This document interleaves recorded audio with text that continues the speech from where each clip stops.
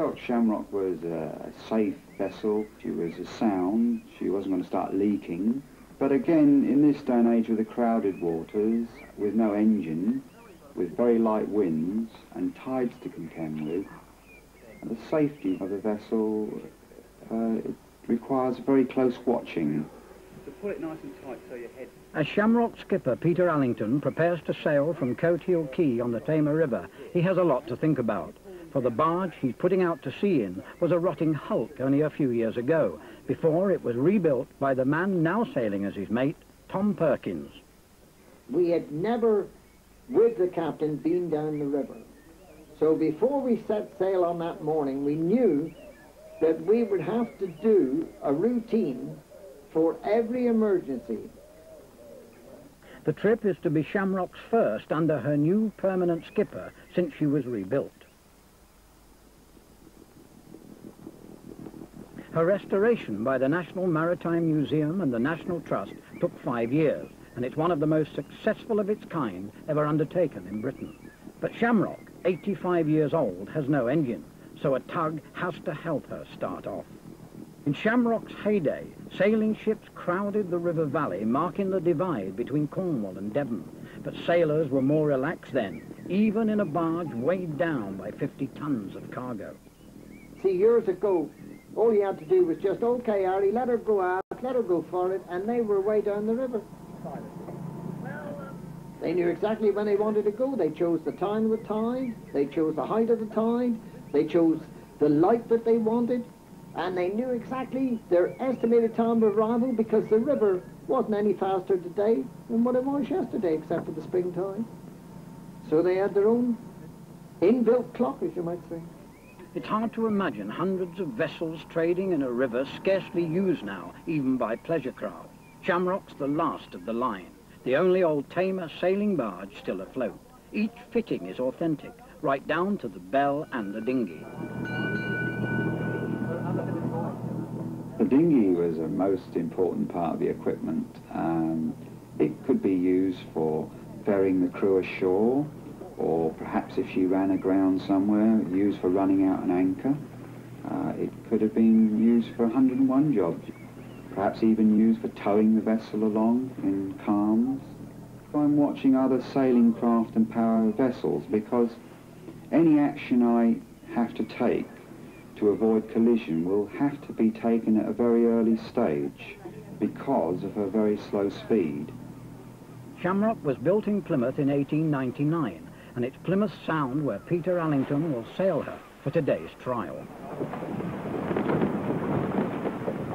As she enters the Sound, it's time to slip the tow rope from the tug and hoist sail.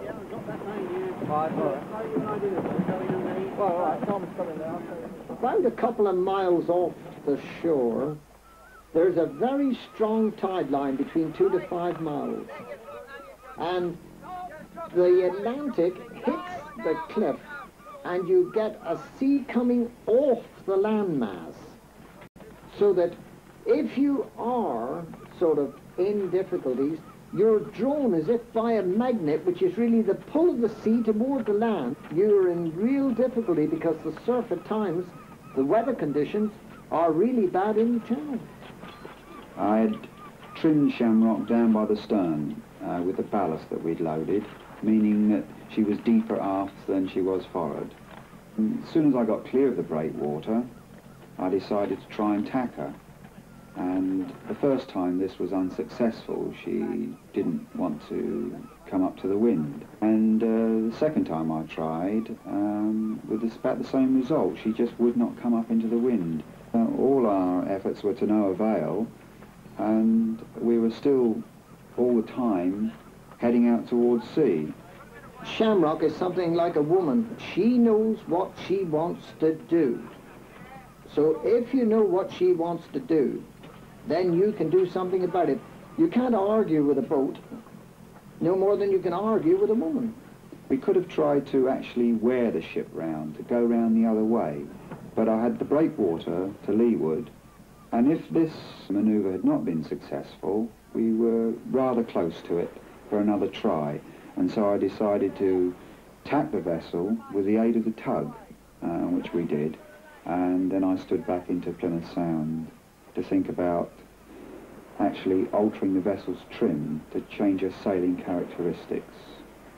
Shamrock in her working days would have had things go wrong at times. These things were part and parcel of making a living.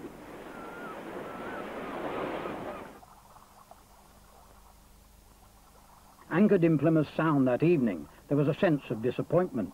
A sailing barge that can't tack isn't much of a success.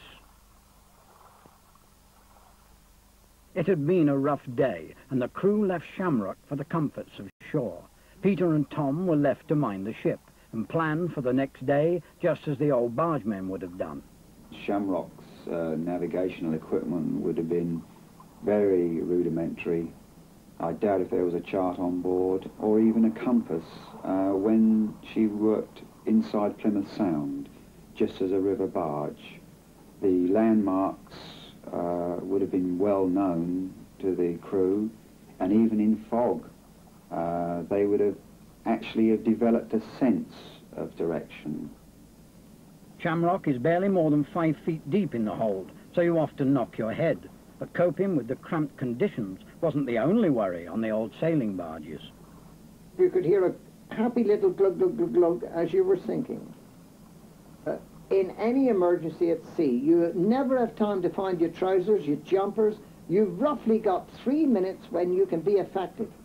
But if you are prepared to sleep lightly, then anything you will investigate, whether it's a creak, a gurgle, whatever it is, you'll investigate. The next morning, after Peter had altered the trim of the vessel by shifting around the bags of ballast in the hold, they set off to find out if Shamrock would begin to show her paces. I should think that Shamrock's maximum speed, in ideal conditions, that is with no sea running, fresh breeze on the quarter, she could do 8, 8.5, perhaps even 9 knots. In very light winds, about force 1 is about her lower limit. It means that winds of less than force 1, she is travelling so slowly through the water that her rudder does not steer the vessel, and she then becomes just a floating object. Shamrock was designed to carry bulk cargoes. Now Peter has trimmed her so she'll still sail properly without that heavy weight. And finally she tacks, changing course without the tug's help, just like a sailing vessel should. And as her sails fill, a page of history comes alive again.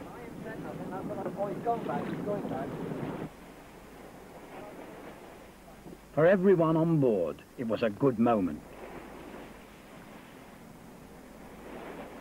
The crew of 10 were drawn from the National Maritime Museum and the National Trust. In the old days, Shamrock would have had just a skipper and a mate, but the ancient skills of sailing her have to be relearned, and that's just what this voyage was for. To keep her moving. Yeah. And then, if you watch the flag... For nearly a century, Shamrock carried every conceivable cargo, even artillery shells in World War I. Originally, Shamrock was fitted with keels that could be raised or lowered so she could enter shallow waters and unload directly onto beaches. She also served the small quays far up the Tamar River.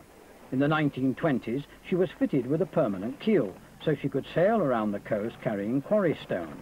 And it's to that condition that she's been restored.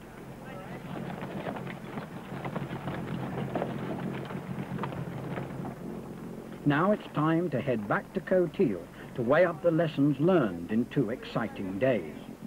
On the way home, there are more hazards to cope with for the man under sail. Steam is supposed to give way to sail, but Peter thinks better of enforcing this ancient rule of the sea. After all, if the other chap weighs 8,000 tons and you weigh only 30, it's wiser to give way.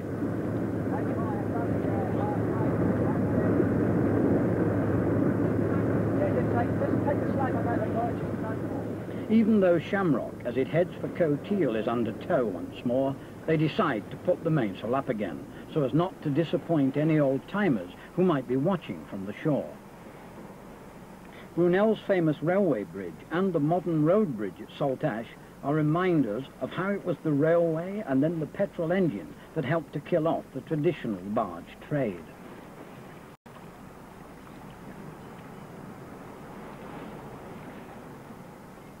Cotehill Quay, Shamrock's new permanent home. There's been an active trading quay here for at least 400 years, but barge traffic on the Tamar is older still. Records show the barges hard at it 8 centuries ago, delivering cider and delicacies of dried fish to a monastery far upstream. You need to look in at the National Maritime Museum's quayside display really to appreciate what a bustling place this once was. Cotehill, as a small river port, could have accommodated several vessels of Shamrock's size, and most probably did. So it could have been a very busy little port, really. The barge skipper and his mate would have both worked cargo. That was part and parcel of the job. So you can see how hard a life it must have been. Downriver went the products of farms and market gardens, of mines and quarries. Upriver came coal and timber to shore up the mines, even dung from Plymouth for the rich soil around Cotehill. Shamrock's early years were spent as a shite boat, as it was politely called. Rivers like the Tamar were ideal links with East Cornwall and West Devon, at a time when carrying anything heavy by land was difficult because of the many steep gradients.